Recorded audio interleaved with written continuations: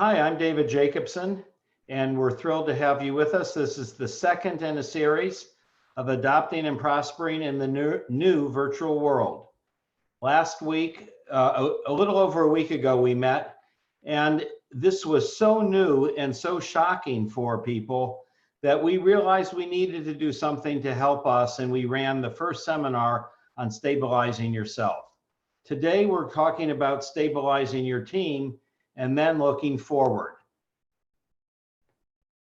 When I finished last week, I got a call from somebody that had watched this, and he was a leader, a very high leader in one of the top 4 strategy consulting firms. And he said, "David, thank you so much. Your panel did a great job. That was nice to hear." He said, "I left my office and went home to work surrounded by my wife and kids. And I was so used to being in the world as the king of my domain and having lots of staff to support me. And I realized after I watched you that I've been a terrible person to live with. And I apologized to my family, and we applied so many of the things that were discussed and suggested by Arjan, Karin, and Maribeth. And it really changed the way that I was experiencing this. And so I just wanted to share that with you because I heard that from this person and then from several others, and we're grateful. We are going to ask you to post questions in the button on the bottom that says Q&A. And we will assemble those questions as we go. And at the end of Arjan's and at the end of Karin's, there'll be a question time for just a few questions. And then we'll keep going to Maribeth. I'll summarize a little bit, and then we'll have an open-ended questions at the end. So I'm thrilled to introduce Arjan Singh, who is a global consultant doing management consulting across the world. We met each other when he was a client of mine when I was doing consulting. Both Karin and Maribeth are faculty at Cox, as is Arjan, sorry, Arjan, and they are both in the leadership area. And we're grateful to have them. Both of them have had real jobs, not just academic jobs, where they had to execute. And so we're very excited to have everybody here. The agenda today is leadership in the virtual world, productivity tools, skills to succeed. And what we want very much, and you'll tell us, is that at the end of this, you have tools and steps that you can implement in your life right now, just like my friend from the strategy consulting company, that will improve your life in relationship to your team and your leadership of your team. So I think we're ready to go. And Arjan, it's your turn to take over. Thank you so much. Great. Thank you, David. And welcome back, everyone. As a follow-on to our webinar last week, where we focused in on personal skill sets, stabilizing yourself, the next stage is really around being effective in managing teams and working virtually. And I think this old proverb really encapsulates the challenges that everyone's going through right now, which is around, out of sight, out of mind. How do you ensure connectivity? How do you ensure cohesiveness when you're physically not there with the rest of your team members? And so this also then leads to a lot of challenges that we're going through. And so on the next slide, the virtual challenges could come from anywhere. And I think a lot of you would remember the professor from the university in Korea talking about North Korean affairs live on BBC a few years ago when child number 1 walks in. And then if you see the full clip, you'll also see them, there's a baby that follows as well, swiftly followed by the wife who's trying to take him away. And it was interesting for the world at that point in time, it was a novelty of having interruptions like this, hadn't really been seen on mainstream media, but it is a situation that most of us can relate to, whether it's children, family, whether it's, pets as well. As soon as we've gone from this world where people have had very clearly demarcated workspaces and personal spaces to them being merged together with the situation that we're in, a lot of that clarity and demarcation goes away. And so we've done a lot of research, and we've looked into sort of key leadership principles that work in a virtual environment. And we want to share some of these with you. So I'll take you through the ones that we've outlined. And it really falls into 8 different buckets. And my colleagues here will get into each one of these in more details as we progress. The first one's around team rhythm. And it's really important from the onset to establish some sort of a rhythm for your team so that you've got regular touch points and other activities that you've been doing offline. If there's ways to replicate them online, it's very, very important just to keep communication going, cohesiveness, and making sure that you're all progressing forward on common goals. The second one's around technology, and the real key with technology is around using the ones that work for your team. There's a multitude of technological toolkits that are available, much more than say 10 years ago, where most collaborative technology was available for corporates. Now, because of the cloud and other solutions that are out there, a lot more is available. And then the flip side to that is there's a lot more noise in terms of what you can use. And part of this is aligning the technologies that you're using with what your team objectives are. And then there's a multitude of ways of doing this. The key is around not over-engineering technology, just having the right amount of technological touch points that can add to cohesiveness in your collaboration. The next one's around communication skills, and this is around understanding, that when you're out of sight and out of mind, that you do have to over communicate compared to an offline world, and making sure that you strike the right balance between over communication and under communication to make sure that the right personalities in your teams have the right type of touch points that's required to keep a team moving forward. Recognizing achievements, and so this gets really important in a virtual environment, because when you've got certain team members, when you're in an offline environment, recognition becomes a lot more spontaneous, a lot more instant. But when in a virtual environment, you do have to focus a little bit more on this. And so figuring out what would be the best way to do this. I've seen virtual teams where they've had virtual parties together. They've recognized people's achievements. They've had cakes delivered to their door, and so that everyone has a virtual cake party. Being proactive and staying in contact kind of fits in with these communication aspects, that the proactivity and the definition of the touch points that you use are going to be a lot more frequent, but may not be as intense as what you have in a previous environment.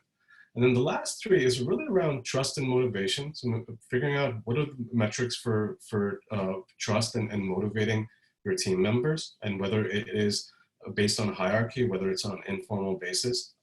Setting and tracking goals and metrics, very important, because this is where the whole element of the virtual lifestyle comes in. You're no longer working a 9 to 5 and maybe 12 to 12 or different timelines. But as long as you've got common goals and metrics, you give people the flexibility to be able to work according to their own pace and what their situation allows them to do. And then the last one's around self-motivation, making sure that you give the adequate toolkits to your team members to be able to help them motivate. And if there's ways that you can think through that can be a lot more proactive than before, is what's going to work in this environment. And then lastly, I want to talk about two last things. And what we found is that effective virtual teams have both formal as well as informal components. And the formal parts really falls into goals and roles, tasks and processes. It's important to have those 4. It's amazing how many teams will work on goals and roles, but then they don't go to the next step of talking about, what exact tasks are required and what are the enabling processes in a virtual world that can get you there. And then the informal part comes in terms of replicating what happens in an offline world, in terms of water cooler talk, informal communications, having informal ways to communicate across your team beyond the formal channels that you've done. So you really need to figure out a balance between the 2 and what that balance would look like for your team. So with that, we'll take some questions.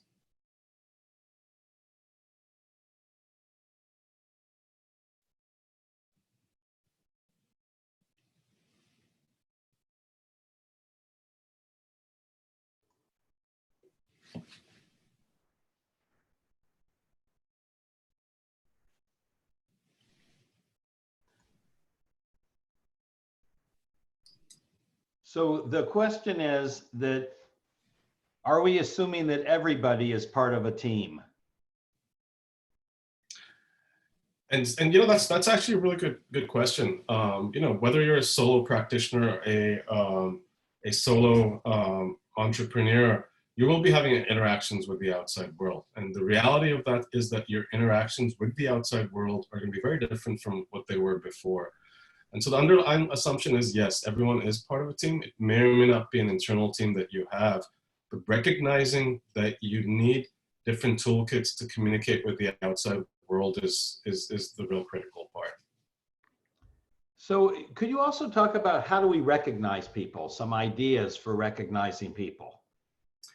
So that's a great question. I mean, recognition in its simplest forms is either around acknowledging people's achievements, celebrating them, or offering some sort of reward systems that are there. And rewards, when the most straightforward one is monetary, gift cards, etc. There may be certain limitations in which you're not able to provide those. So part of this is figuring out what would that mixture look like. So do you recognize in terms of team meetings and people's achievements? Do you have something more formal that you would have to give? And so it's a mix between those two different dimensions. The right answer is going to be different for different organizations and different teams. Part of this is around figuring out what would work for the environment and the teams that you have. So, going back to water cooler, we all, when we're in an office, it's very organic, right? We're talking about things, we don't have to think about it. But one of the questions is, it's less organic here. And so any thoughts about suggestions about how to make the water cooler more spontaneous, how to make it happen? Yeah, so it is a lot less organic. It does require a little bit more deliberate effort. And so, some suggestions that came up in previous interactions was around organizing coffee with colleagues. You can take 5 minutes, set a time, just do a quick call, and then where you're having informal conversations, doing informal check-ins with your team. And so now, these no longer need to be 30, 45, 1-hour meetings. You can do it in a few minutes as well, and try and do it on a spontaneous basis. Happy hours is one of the most common ones we've seen. There's been a significant spike in Zoom traffic over the last few weeks, and a lot of it has to do with happy hours, but there's other ways to do it. Having virtual lunches, having other sort of virtual events. There will still have to be an element of planning that goes into it, just from a coordination perspective, because everyone's not physically in a room together or in an office together. So you do have to give a little bit of notice. So it'll be a little bit less spontaneous than before, but if you're a little bit deliberate about it, you can start having these scheduled on a regular basis. So Arjan, there's a lot of questions, and it's my sense that those questions are going to be addressed in the next 2 or 3 presentations. So why don't we table the current questions. Please, folks, if your question is not addressed, put it back up at the end of Karin's. But we have registered all the questions that we have, so we'll be going back to those. And Arjan, thank you so much.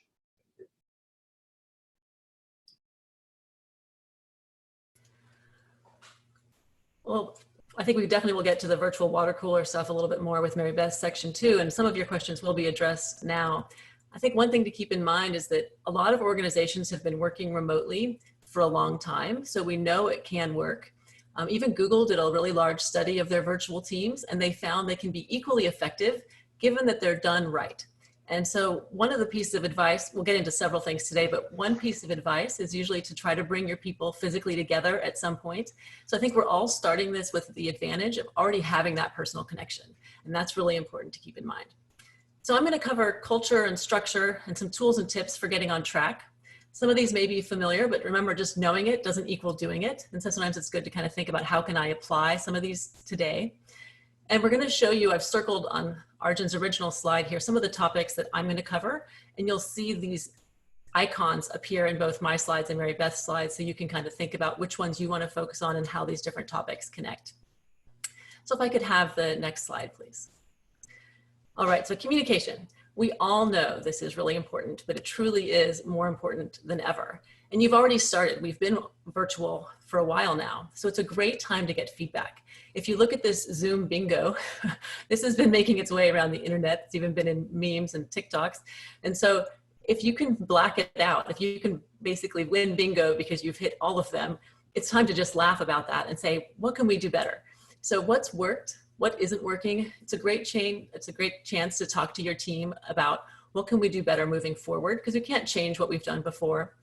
Depending on your particular team, you might even want to do an anonymous survey. Ask them, what's stressful? Do they feel in the dark?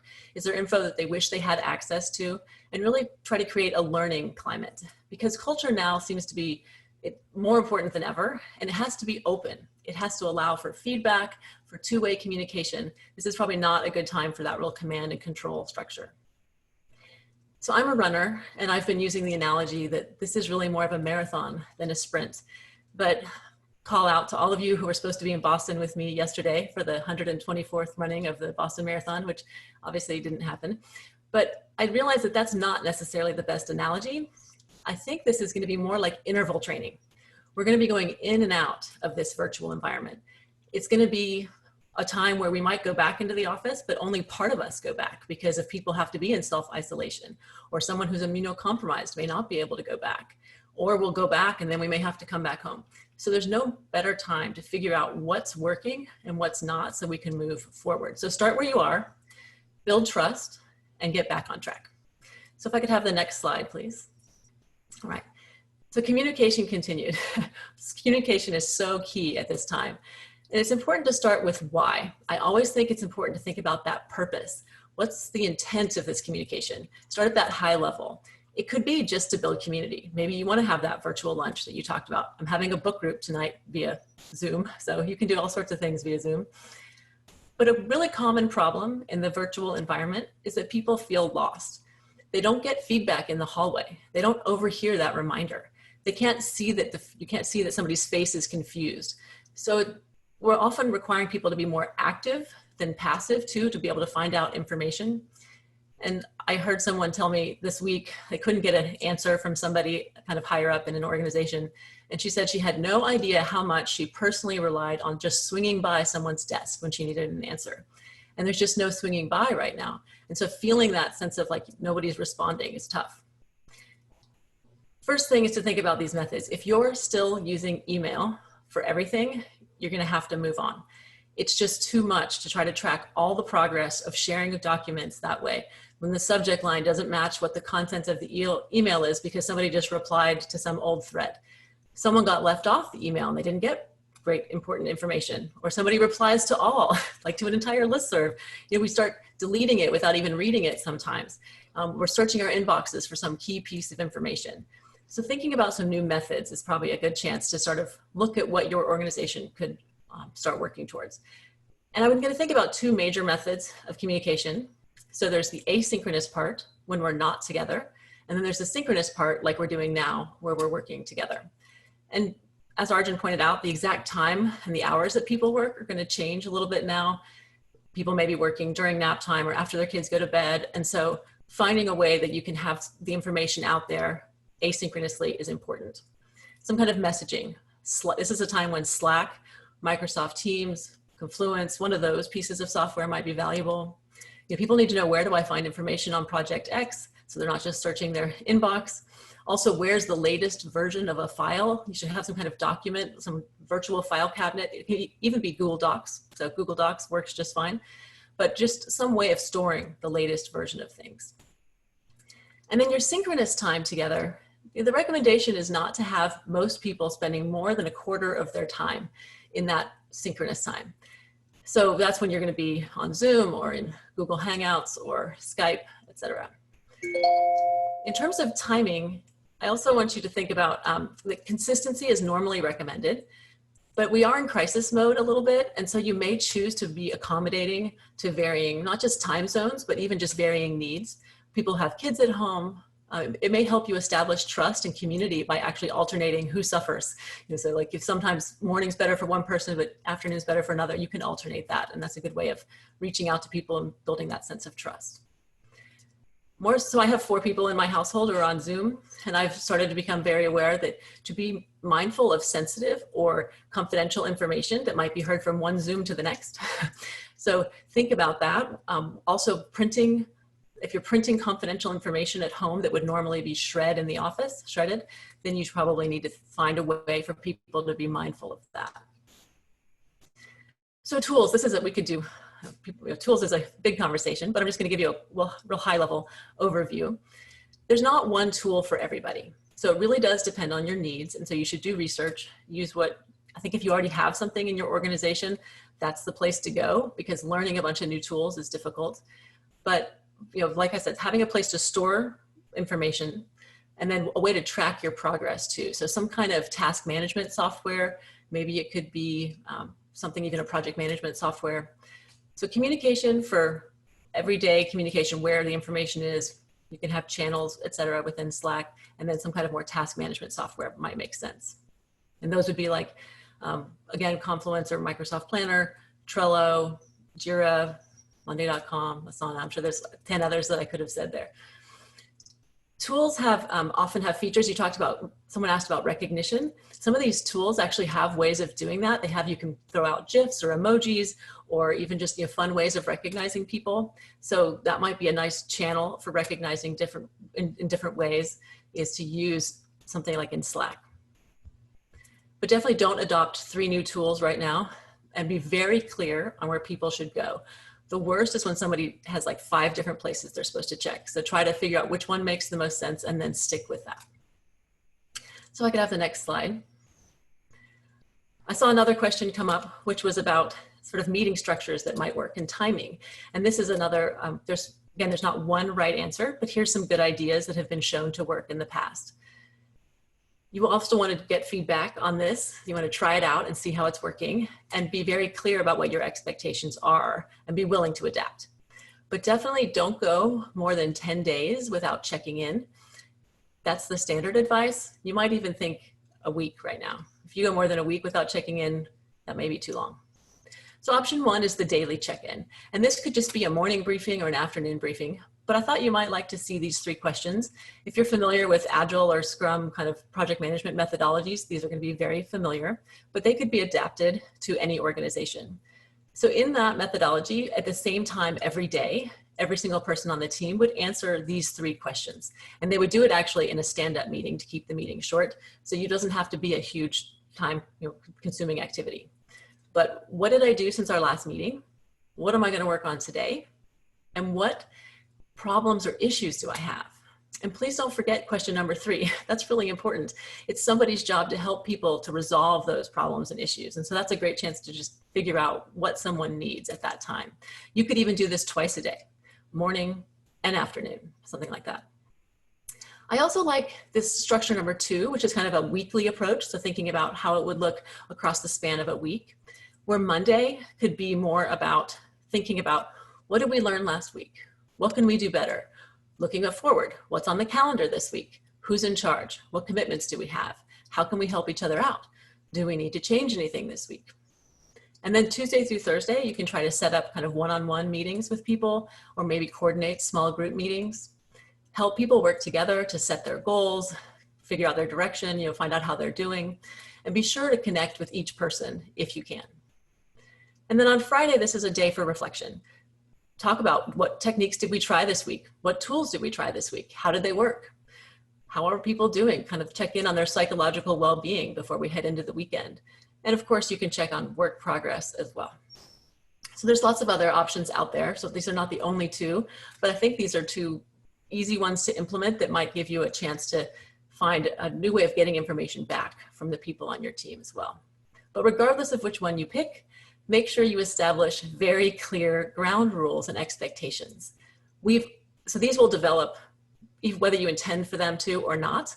We've all been on teams where everybody was productive, they started on time, everybody did the pre-work, and we've probably all been on teams where everybody's late, people sometimes get a little rude, people aren't really focused. And so that you want to make sure you think about what you want your meetings to be like and to create that environment deliberately. So video, probably yes, I would keep your video on. It's going to help with accountability. It's going to help build community. You're going to catch those subtle cues, those eye rolls, and there's going to be a lot less multitasking. Mute. If you're in a small group, I would not do the mute because you'll help the flow of the conversation be better and more natural. Obviously in a large group with dogs barking and lawnmowers and all that stuff, you're going to have to mute. But think about the size of your team when you consider this. So multitasking, you really have to hold everybody accountable and decide who needs to be in a meeting or not. The video on is certainly going to help that, but modeling the way and modeling good behavior is going to be really, really valuable. So be present, participate. You'll hear more about tone and specifics from Maribeth, but I think that it's really important to model what you expect others to do. So response times. You know, we are in a weird world right now. And I know I have friends who they can only work at night after their kids go to bed. So it may just change the response times that we're used to. So you may have to be longer, but if you do need something quickly, that's fine. Just clarify that with the person. Tell them why it's important, if the customer needs it, time is of the essence, et cetera. Just be clear on the expectations. And then pre-work, you know, there's all the standard things you know about running good meetings. What you do before, during, and after can apply to a virtual environment. So if you're expecting people to read the agenda and to come prepared with answers, then just be clear about that. I have a friend who works at a local airline company, and I was supposed to talk to him one day. And he said, "Oh, I'm sorry, I wasn't on my phone. We were in our big planning meetings where they dedicate a few days to having sort of that long-term visioning and planning." And he said, "And we didn't have our phones." And I asked him, I said, "You really didn't have your phone? Like you were able to not look at it for 2 hours?" And he said, "Well, the high-level executives are sitting in the same room and they can live without their phone. So I figured, if they can deal without it, I don't need my phone." And I thought that was kind of interesting. Like they modeled the way of the behavior that they expected. So set the example, live it, don't multitask if possible, listen, care, use those agreed upon systems, whatever they might be, check in frequently, respond to requests for help, and above all, be patient. We've talked about communication, timing, methods, and kind of meeting structures and ground rules. I invite you to always think about the why and the purpose, and it's going to push you to use a variety of skills. So to build that community and that trust, that's the hard work. And Maribeth has a lot of helpful tips on how to accomplish that. So before we move on, if you have any questions, I'm happy to answer any or open it up with Maribeth and Arjan too.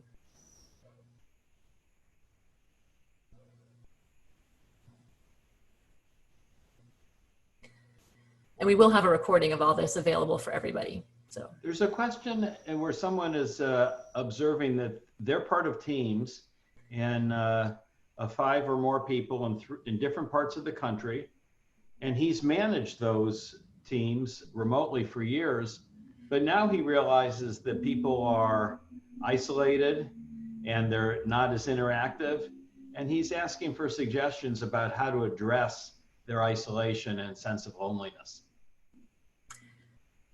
That is interesting. I think Maribeth's going to have some tips on that too. I think it's interesting to hear that, partly because you realize that managing a virtual team across time zones doesn't necessarily equate to exactly what we're doing now. I think that there's going to be a little bit more of an expectation of some kind of establish a time frame in the beginning of a meeting to have more of those personal conversations and to kind of check in on people. Efficiency may not be our primary goal with each meeting now because they're not having those interactions outside and we aren't either.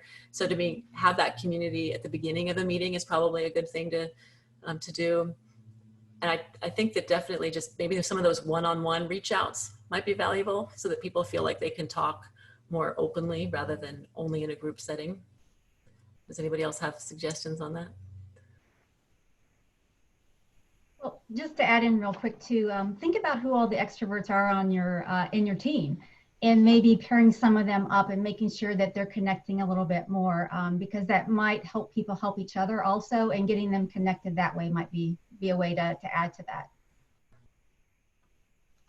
That's true. There's another question that just came in, and sorry about that.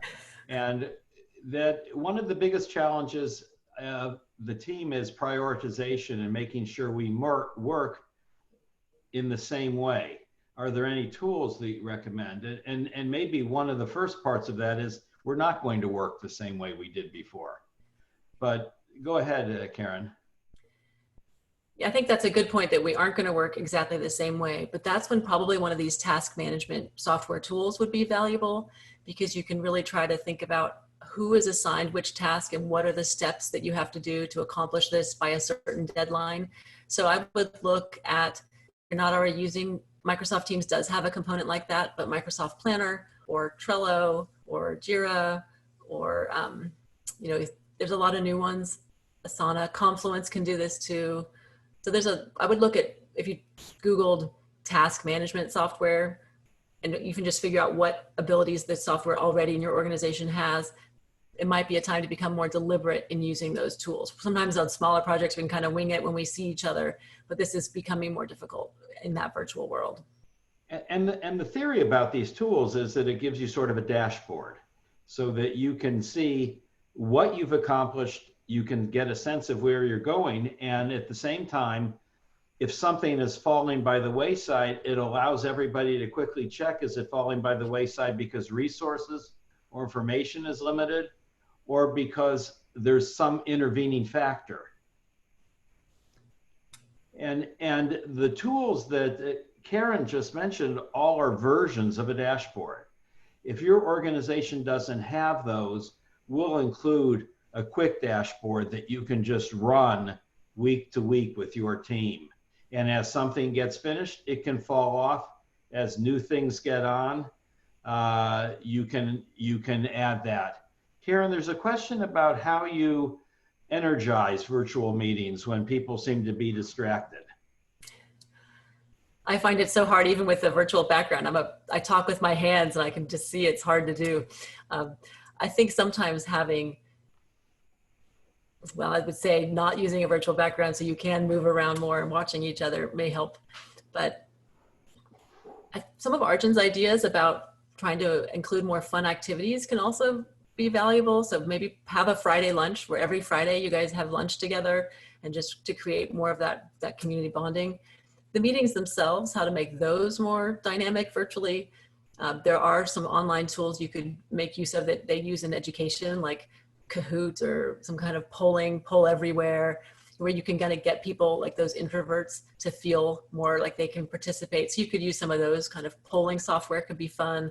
Even within Zoom, there's polls and you can create a poll. So that could be a way of kind of doing something funny, like what's your favorite food, or what's your, you can have them rate them. So it can be something anonymous, or you may not want to keep track of all the answers. You may want to feel comfortable telling you the truth, but it can be something silly, or it could be something related to work too. That just makes it more engaging rather than sitting there watching somebody else talk for 45 minutes.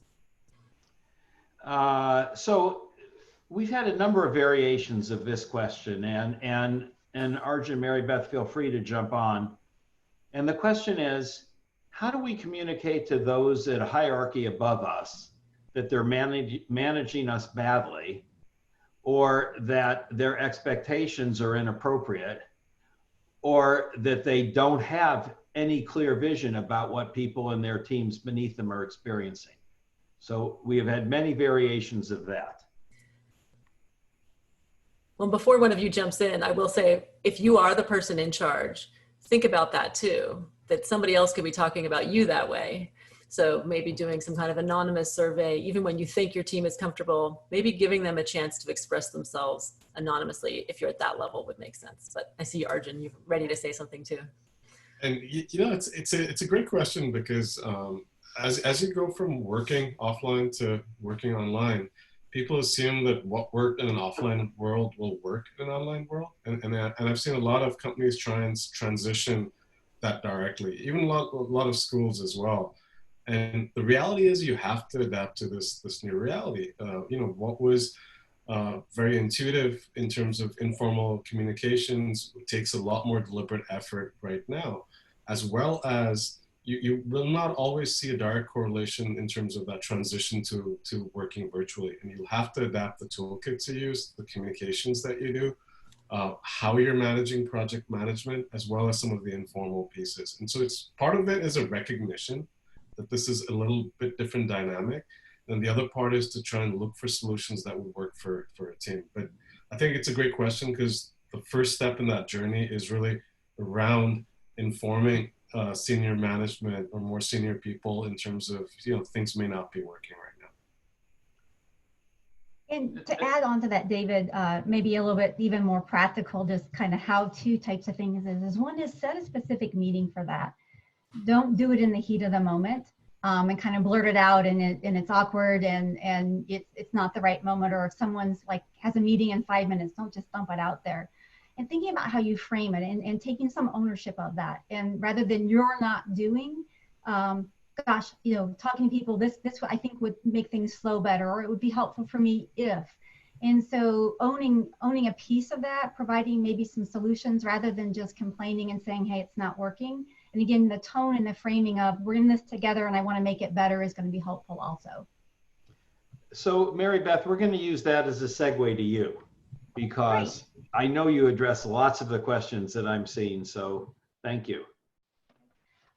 So as David says, I'm going to really kind of focus more on those water cooler skills, or what people call the soft skills. And however, instead of calling them the soft and the hard skills, I like to think of them as the technical and the hard skills, because the people side of things is not easy. So I'm going to briefly go over, cover about 5 points that kind of help you manage a team during a crisis. And then we'll have a time for some questions at the end also. So the first one is to acknowledge the situation. We often want a sense of certainty or feel we need to have a full plan before we talk about something. And unfortunately, you just can't present a crisis isn't there, that it isn't existing, nor can you go to the other side and just sugarcoat it and say, oh, everything's going to be okay and not talk about it. Because these empty, over-reassuring statements are not helpful, and they can hurt your credibility or make your team think that you're actually hiding something. So at this point in time, we need to recognize that this is not a great situation necessarily, but we have to now deal with it. And get things done the best way that we can. It's not temporary, and so it's time for the rubber to hit the road and create a new normal and kind of settle in. And your team can help you create that new normal if you let them. Rather than you having to just come in and dictate everything as a manager, have them kind of help set some of those norms and get the new processes in there. It can help them adapt, as well as getting them to buy into some of those changes. And a lot of times they're going to think of things that you're not aware of because you don't do their job. Second, you have to help your team understand this new business context. As Arjan and Karin have shown, the leader is the architect in the setting of the structure and the tools. However, you also have to think about some additional issues that you haven't thought about before. Everyone is dealing with new things. Even someone was talking about, they've worked from home the COVID. But their world is now different because they're now interacting with people that haven't worked in from home, or they now have kids at home or other things that are going on. So it's very different for everyone. And what made people successful in their previous environment may not exist, or there may now be new problems that you haven't thought about before. And your job as the leaders to figure out what is needed to make people successful. So for instance, some people may have a hidden disability like autism or reading disorder that didn't impact their work before, but now it's going to come into play more because they're having to be like on a computer, they're having to be in a single spot. Someone mentioned introverts versus extroverts. So I'm an introvert. And so people think, oh, you're not going to have a problem staying in all the time because, you don't really need to be around people. But what I find is having to do Zoom, being videotaped, and having to be up for a meeting like this actually takes a lot of energy for me. And so it's not as easy as you would think being an introvert, being stuck at home. For extroverts, they need that energy to do their jobs. And if they're not getting that from people, then it makes them a little more depressed, or they can't stay focused.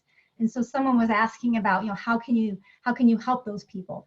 What a lot of people do is when you're getting ready to take a break, then just send out on Slack or send out a quick chat saying, hey, I'm gonna take a break in 5 minutes. Anybody want to join me? Here's where I'll be, right? And set up a Zoom thing. So it doesn't have to be, Arjan talked about scheduling those in, which is awesome, and you need to do those also. But if you have a quick 5 minutes, see if someone can take a break with you. So there's ways that you can stay connected that will help doing that. Karin mentioned that people have kids in schools. So maybe you have problems with internet at certain times of the day. So that if you have 4 kids and they're all in school at the same time, maybe that's not a good time to schedule meetings. And so you have to think about that as a manager, and you have to ask people those types of things, or they're not going to know about those. Another thing, there was a research study that just came out that showed that women are often reacted to more poorly when their child interrupts than a man is.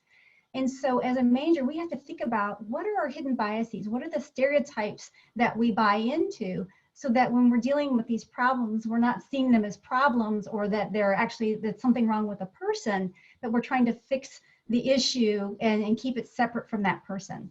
And as a manager, you really need to figure these things out, and you need to make sure that people have the tools and the resources that they need to be successful. And you have to ask people. You can't just make assumptions. Third, as Karin mentioned, is you have to communicate differently. You have to even be more consistent in your messaging to signal what your priorities are and the changes. You have to be more organized. You have to be more calculating in how you do that. And you have to remember, it's not necessarily quantity as much as quality. So again, you have to make more type of messaging, but you don't want to send out 1,000 messages so people don't read them all. So thinking very targeted on how you're going to do that. You also have to make sure that you're checking in with people to make sure they're understanding what you're asking of them, and you're not just talking at them. So often when we send an email or we send something like this, we just assume that people read it the same way that we meant it, or that they've seen it. And so a lot of times you might have to require a response now, or maybe you have to check in, or you have to have someone maybe parrot back what it is that you're asking them to do, so that everybody's on the same page. Again, when you make a lot of those assumptions, everybody thinks they're working hard, and then all of a sudden they're not on the same page and people get frustrated. Okay, next slide, please. Fourth, you have to think about, how do you reestablish trust? So people have what are called psychological contracts with their managers and their organizations.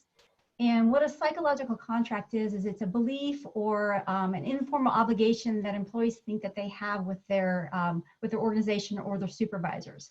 They're not usually written or very explicit, but people still believe that their organization owes them something, or it's something that's been actually promised to them.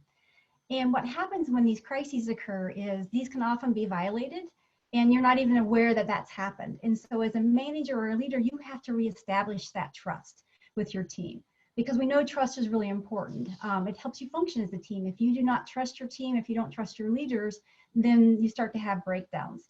And again, we don't feel like we violated something as a manager because it was out of our control. But people have these things that they feel like that have been violated. So trust is needed for communication, productivity, creativity. It makes challenges easier. It brings people together. So you really have to focus on that. And what most people don't understand is there's 3 different types of trust. And each one of these is going to be important. And you have to kind of think about how you're going to build back all 3 of those components of it, and not just one. So the first one is what's called benevolence. And this is the idea that your employees think that you will do good for them, that you have their best interests at heart.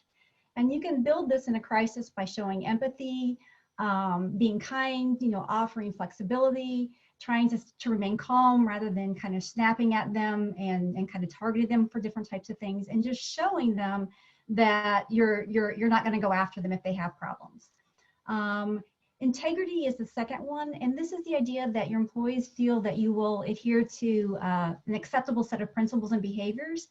So in other words, that you're consistent in those behaviors, and that you have what we call like some behavioral integrity. So what you say is actually what you're going to do. So a lot of times when we're in crisis, we say one thing, but yet we're really asking for something else. So making sure that those match. And you can do this by actively listening to your employees. Being honest. So in other words, rather than, like I said, trying to sugarcoat or avoid issues, just say, hey, look, I don't have all the answers right now, but this is what we're working towards. And then also practicing what you preach. So do what you say you're going to do. So if you can't deliver something, don't promise you're going to do it, right? So being honest and having that communication. And the last one is related to what's called ability. And this is the idea that people think that you have competence or expertise. And you can build on this by, again, providing information, showing competence, again, tying into some of that integrity is doing what you say you're going to do. And if you don't know how to do something, then figuring out how to do that, or bringing somebody in and not letting your pride get in the way. Okay, next slide. So 5th point is the idea of you need to use, and for some of us, we need to develop what's called emotional intelligence. Emotions are running high. People are edgy, grumpy, scared, depressed, and you may have those feelings also as well as they do. And as a leader, you have to be able to manage your own emotions as well as managing the emotions of other people. And that becomes very difficult in a crisis, and even more crucial in a crisis. And again, you have to especially manage your own, because again, as you get edgy or as you get stressed, then we start taking that out on other people, or we tend to misread what people are saying. You know, we've all gotten that email where we read it when we're stressed and we fire off an email, or we pick up the phone and we say or do something that probably had we not been stressed, we wouldn't have done. So you need to really be regulating those emotions at this time. And also making sure that you're assuming that not the worst in people, that you're giving people some grace, that recognizing that they have stress in their world also, and that maybe they don't necessarily mean something quite the way that how it's coming across. For a lot of this doesn't come easy, but you can learn how to be more conscious of others' emotions as well as your own, and being able to manage those better. So if you're really not in tune with people, it's something that you just don't think about. So I'll pick on my husband. He's an engineer, and so sometimes he doesn't always think about, he's very targeted on the problem, and sometimes forgets about the people side of it until he consciously remembers it. And so he has to think about it sometimes. So if you're not really in tune with people, ask questions. People will tell you if you ask them, and there will be a list of questions at the end of the presentation that may help you get started on some of these questions, and learning how to ask a question in a way that it doesn't accuse somebody of something, but you're seeking information and you're creating a safe environment that people can answer honestly back, not that you're looking for a specific answer to a question. And just don't assume that you know what's going on. I think that that's probably the biggest thing that a lot of us do, and I'm even guilty of doing this sometimes, is I assume I know what other people are feeling, or I think that I can answer for them, and I haven't asked them, and there's something going on that I haven't thought about or I haven't experienced before. Second, be vulnerable. This is your ability to show up or not check out when you can't predict or control the outcome. So again, a lot of times when we don't have control, then we tend to withdraw, or we tend to try and over control things. And so you have to let your guard down some, and be human, and let people understand that it is difficult. It's difficult for you also, but we're gonna work together and we're gonna get through this, right? You have to be strong, but you don't have to be invincible. Third, be empathetic.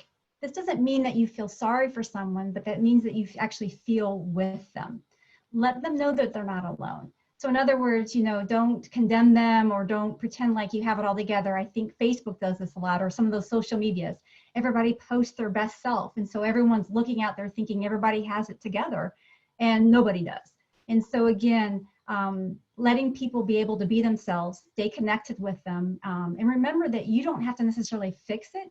Sometimes you just have to be there for them. And I think sometimes when we think we have to fix everything as a manager, then we don't engage because we don't know how to fix it. And sometimes just listening or just letting them know they're not alone is going to be a big piece of that.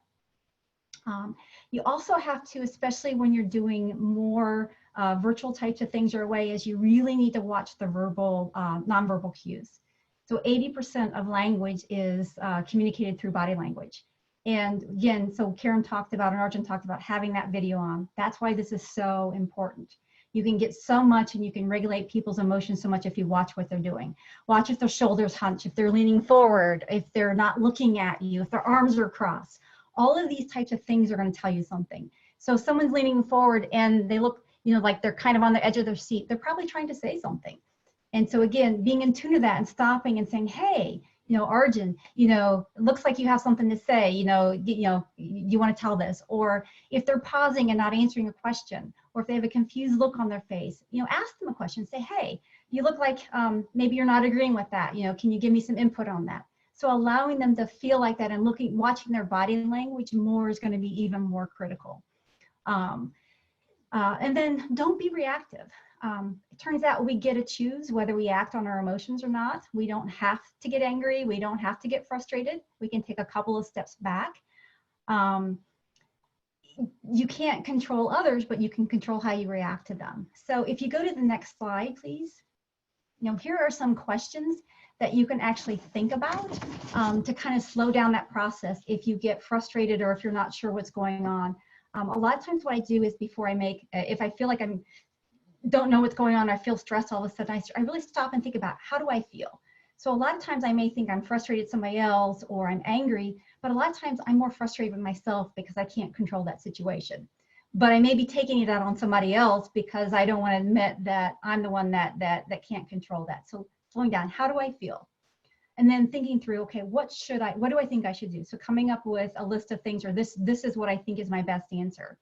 And then thinking through, how would that affect people and how would it affect others? So again, not just being emotional about it of this is what I want, but what are the outcomes or what are the consequences of that? And then thinking through, does that fit with my values and does that fit with the company's values? So maybe somebody did something that I didn't like, or I was frustrated or angry. You know, is it in my values to lash out with them, or am I better to be empathetic and ask them about that rather than jumping to conclusions? And then finally, thinking through what options do I have? So if you don't come up with something that you really think is good, then looking at those options and kind of brainstorm and thinking of other things that you could do. And then a lot of times is I have, think about who you can ask for advice. I have what's called my mean friend. And this is the person that I listen to that can tell me straight up like it is. And they can say, hey, look, you're wrong. You've messed up, or you're overreacting to this situation. So having somebody that you can run a situation by them that's going to tell you, hey, look, I know it's bad. And yes, you're right. But maybe if you responded this way, it would be more helpful. So it's not that necessarily that you're wrong in what you're thinking, but there may be a better way that you can handle it so that the problem doesn't blow up and you don't get all these emotions and stuff that are involved with that. All right, go ahead and go to the next slide then. And so lastly, this is part of this don't panic piece that's in there it's emotional intelligence can be overwhelming, again, for people that it's not intuitive to them. So you can break things into small steps.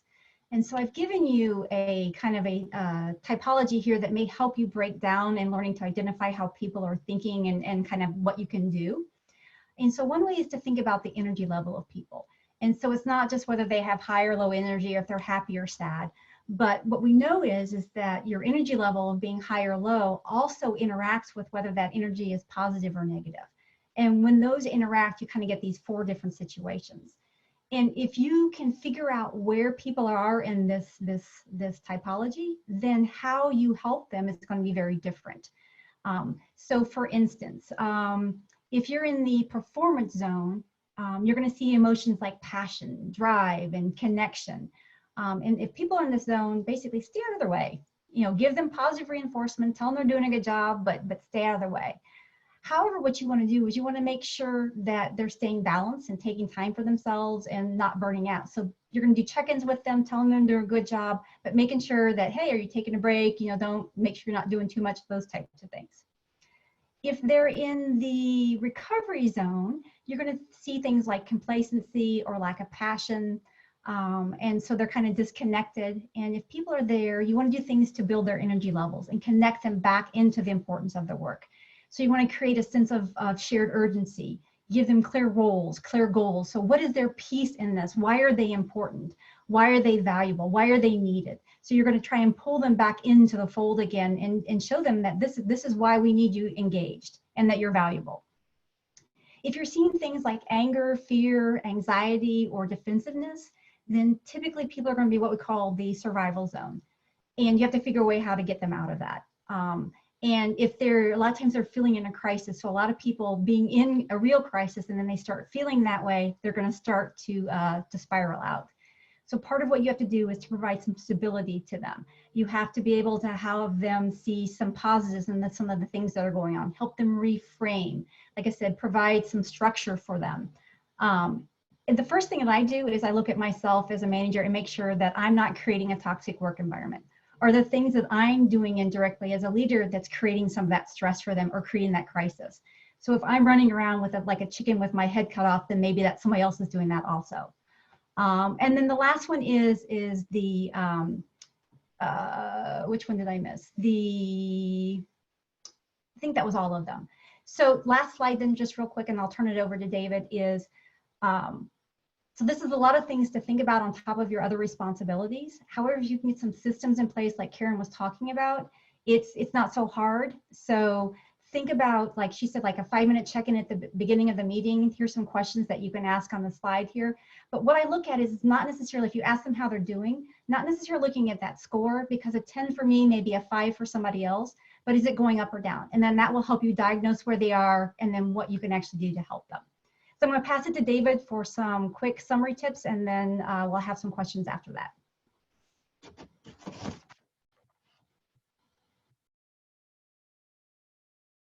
We've heard a lot of really important information that is actionable. And so I want to just very quickly summarize some of what we can do. If you look at in your team all the things you have to address, people, mission, operations, logistics, whatever it is that you're addressing, spread that out graphically. You can use this is just you. And so you can create what I call a situation connectivity map, where that you understand what above you, what below you, and what around you, and what the stakeholders are experiencing that your team has to produce. And then we have this issue about upper leadership considerations. We've had one question after another about how we address unrealistic expectations. And unfortunately, people who are used to being in command and control in a crisis either act in a way that allows them to provide leadership, but most don't. Most immediately react in a way that is instinctive. They start to micromanage, they start to centralize. They are constantly acting as if they don't trust the people around them. It's unfortunate, but that's true. And so what we are going to invite you to do something that might seem a little scary.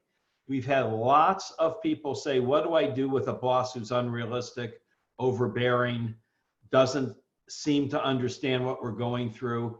And there's two things. One is that you need to take a chance and be honest and say, can I talk to you openly?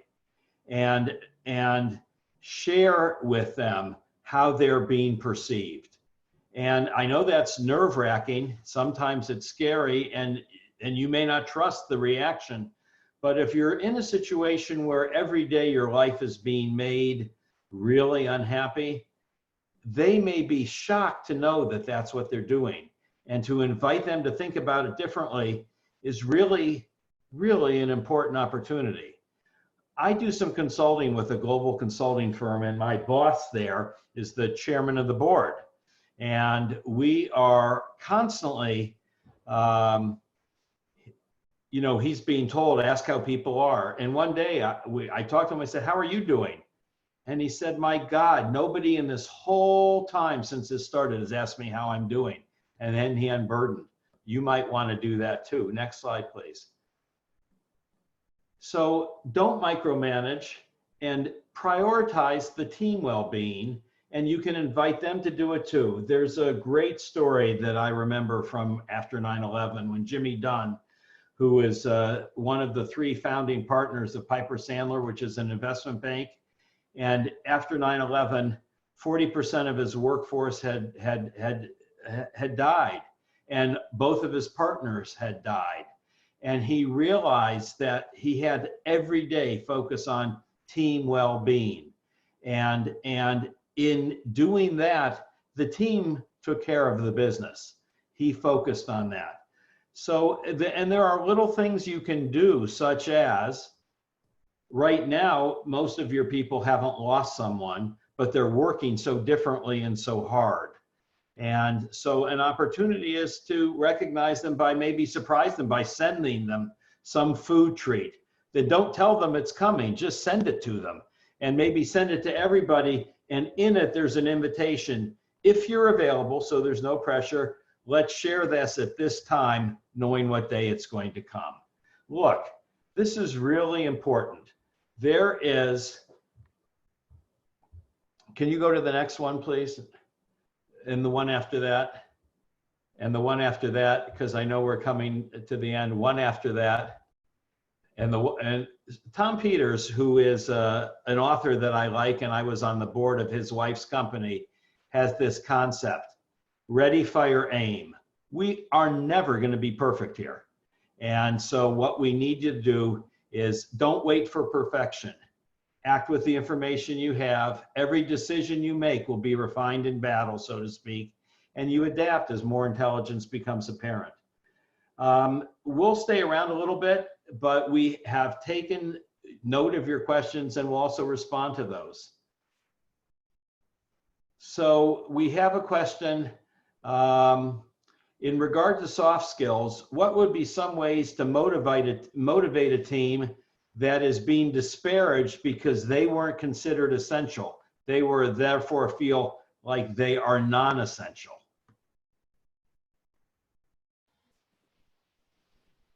So David, is the question that they've been told they're non-essential, or that they are non-essential?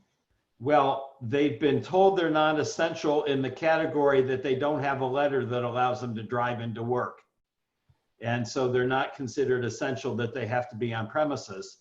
And somehow they feel like they've been disparaged in that.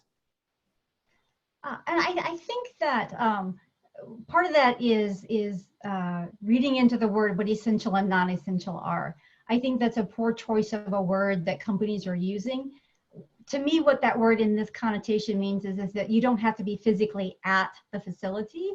So it's essential and non-essential of being able to have to work within that space. That doesn't mean that that job is not important or that you don't have a valuable role within that organization. And so I think that we have to be very careful in times like this of the language that we use and clarifying what we mean by certain terms, because they mean different things to different people.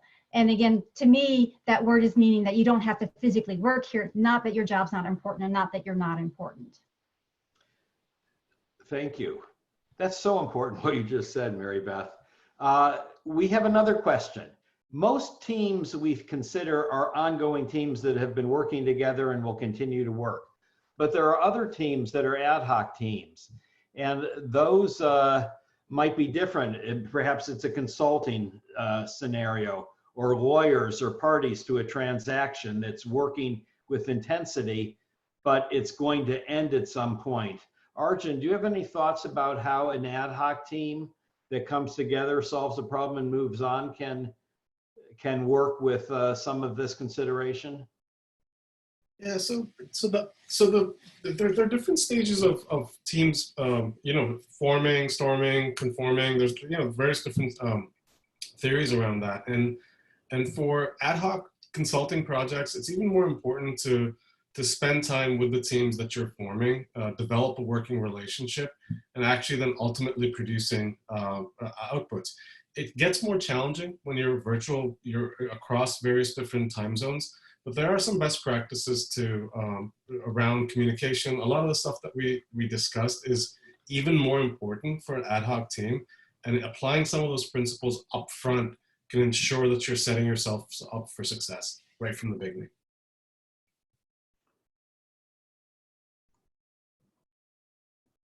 So we have people that have just changed jobs in the middle of this. So they've never really worked with the people in person. And now they're working from home and onboarding themselves to their team and onboarding the teams to themselves. How do they approach that?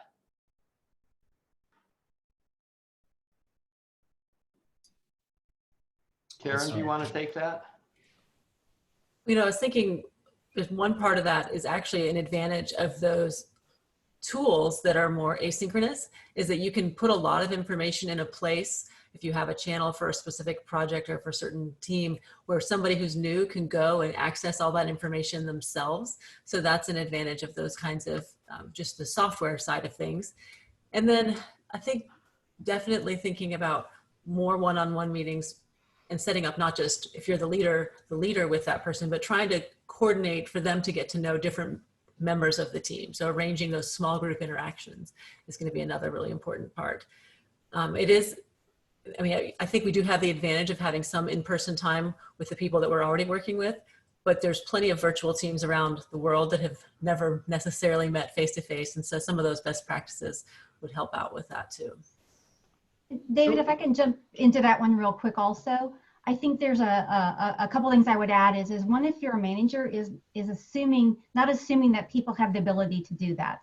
A lot of us assume that your employees just going to be able to reach out, make those meetings, those one-on-ones, and meet everybody. Give them a deadline, or maybe you do a couple of the introductions with them, or maybe if you're having a meeting with them, have them join a meeting for the first 5 minutes and you introduce them to those people, and then they go off and go on to their world. And when you do those one-on-one meetings, have some structure to them. Ask people, what's the best way for me to communicate? What's the best time for me to communicate to you?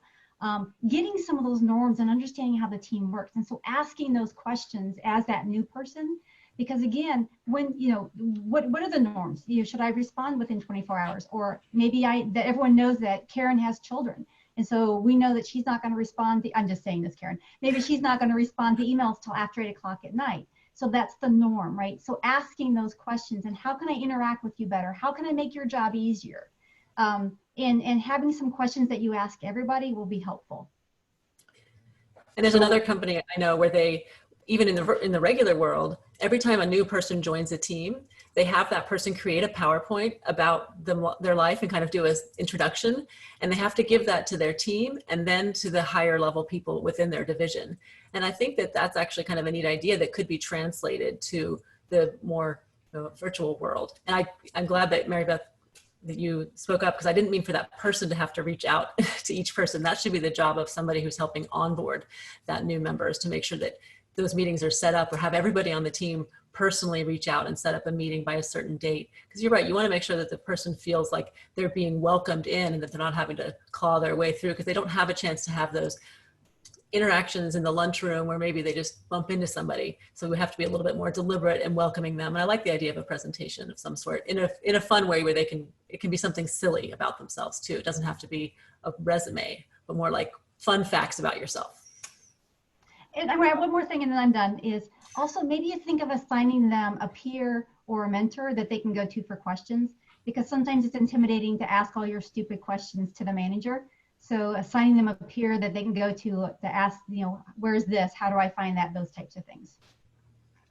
So I wanted to tell everybody that we will send this recording out.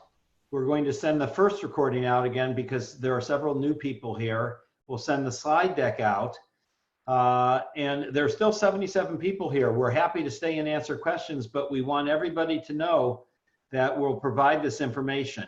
In addition, part 3 is where we start looking forward. And that may seem like, how can we be looking forward when so many of us are still getting used to this new environment? And in fact, it's the act of looking forward that will help us continue to get used to it, but bring positivity to it. And there is 2 questions that I wanted to throw out there. The first one is, the person who's asking this question is a peer to a number of others, and she has great ideas for how to regenerate the company and increase sales right now. But her peers that she has to work with are either in the burnout or recovery zone. And she's trying to get ideas for how she can get their buy-in without coming across as taking control.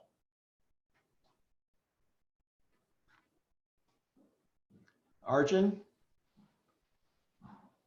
So that's a really good question, because you know, you're in a stage where the world's changed, and you've got colleagues that are not really embracing this change, and part of the answer is around how do you get them to think through the underlying assumptions of their business and the business realities and how they've changed. And that's a conversation in collaboratively trying to figure out, you know, what would be a best way forward.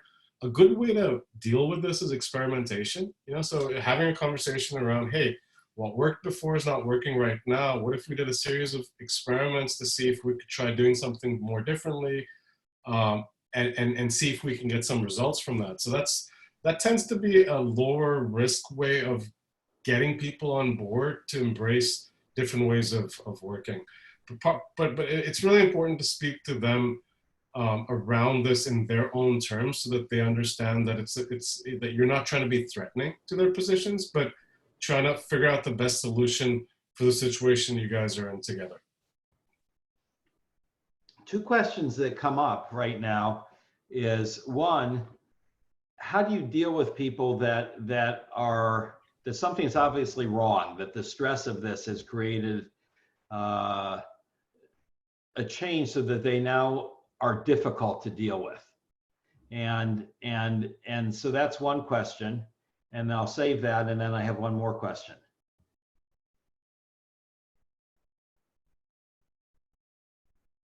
Maribeth? So the question is, what do you do with somebody if you know that they're really struggling, or that they're really having an emotional issue of some kind? Well, the question is that whatever they're dealing with has made them into a very difficult person to deal with. I think some of that is us having a little bit of grace with them, and realizing that we may have to bend a little bit. But I think there's a piece of that too, is that sometimes people aren't aware that they've become like that.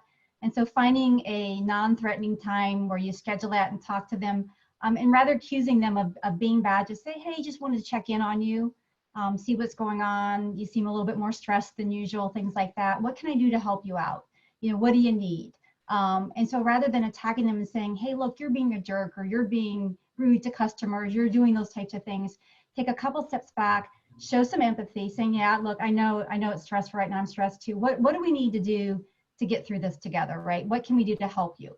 And thinking of it, approaching it in more of a positive term, if you accuse people and you're more negative about it, they're going to tend to shut down, or they're going to turn it on you. So I think, and then trying to figure out what is the root problem. Maybe it has nothing totally to do with work, but it has to do with that their daughter's sick, or that they, you know, something bad happened in their personal life. So if you can figure out what the issue is, then maybe you can actually help them solve that issue so that they can come back to being more normal of themselves. In addition to sending the deck out and the recording, we're going to send out a number of resources, including some articles that are very topical on the questions that were being asked. And we, as I said, we'll send out the same resources from the first session. And at this point, I'd like to say thank you so much for participating. When we send you the information that we're sending you, we will include an email address. And if you have questions that we didn't address that you would like us to respond to as a group, we'll try and do that. You just need to give us 72 hours. We won't be able to respond in the moment, but we will try and give you either resources that can help you or some insights. So I want to thank you very much. It has been a privilege and honor for us to work with you. Your questions have been inspiring to us, and it is very special to be part of this with you and Arjan, Maribeth, and Karin. Thank you. Thank you. Thank you. We had great questions today. I really enjoyed it.